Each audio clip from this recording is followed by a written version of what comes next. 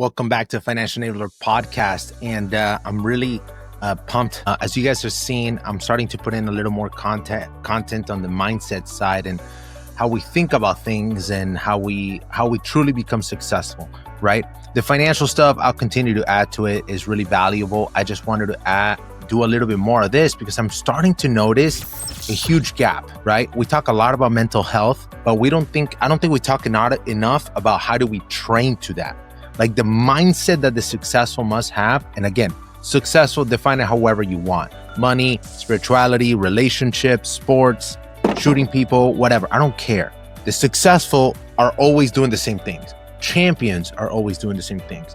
So I really want to talk about the feelings, right? How many of us let feelings get in the way. A lot of people say, you know what, I'll start working on this one of these days, or I'm here soon when things are right, I'm gonna move out of night shift and go to day shift, right? That doesn't really work. People are saying and they're waiting, right? They're letting their feelings get in the way. It's like, oh, I'll do it later or whatever. So this is a way how I want you guys to look at it. It's easier to act your way into good thinking than it is to think your way into good action. So we have to remove the feelings and act it. Just do it. A lot of people are waiting and postponing. And I've spoken a lot about this. People are like, oh, I'm gonna go to selection, and they never do. Or I'm gonna get out of the military, and then they get scared. Or they're gonna join the military, and then they just rather go about their whole life saying that they almost joined. So it doesn't really matter what it is. And if you were that person, that's okay. You can now transcend and start becoming the person that says that they're gonna do something and they do it, okay? So I want you to think about it this way. Champions, they believe there is never a better time to get started than today. And that tomorrow is merely a promissory note. Any day could be our last. People are always saying, I have time. I've heard people say, I have time. I'll do it later. I have time. But then I've had people recently like, my grandma's dying. I got a divorce. So-and-so is dead. They're sick. They have cancer. One of my friends just got cancer. And it's like, they're stressing out, but people are waiting for the right time instead of just doing it, right? You got to operate in a keen sense of urgency. I've mentioned this, you got to be dreaming about the future. Why I always keep saying about dreaming is that you use it as a magnet, okay? Use it as a magnet to attract you, right? And that changes the timeline. So let's say for you, if you are trying to do something great, you want to become join the military, you want to change jobs, you want to go into corporate, you want to open your own business, you want to get married, whatever. What if you did it today? What would it take? What would it take for you to do it today? What steps need to happen? Do you need to work out? Do you need to read a book? What book do you need to read? How much are you going to read it? Maybe it's your spirituality. Maybe you've been saying that, oh yeah, you believe in God and you're a Christian, but you haven't touched the Bible in years. What are you waiting? What if you started reading the Bible today? What would it look like if you read the Bible every day?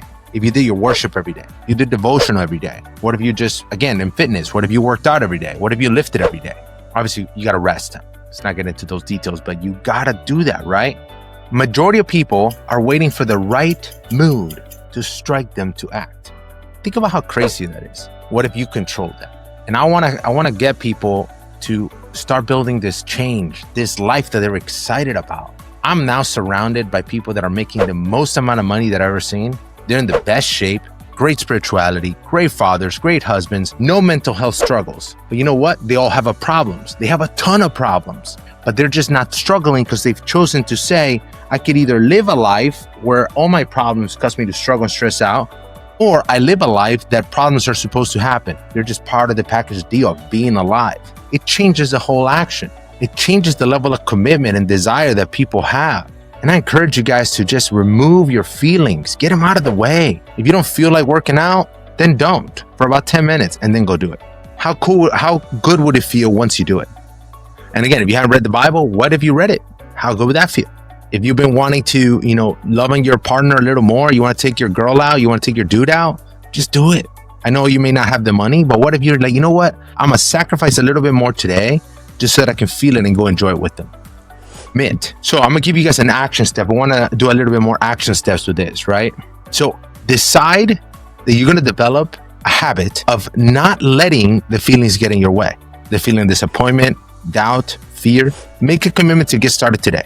Remove the feeling and just do it, right? Habits start out of cobwebs and you can turn them into cables to build this great life. So with that, Financial Enabler Podcast, we're back on. Hope you enjoyed this one. Make sure you follow, subscribe, and share with a friend. Let's get it.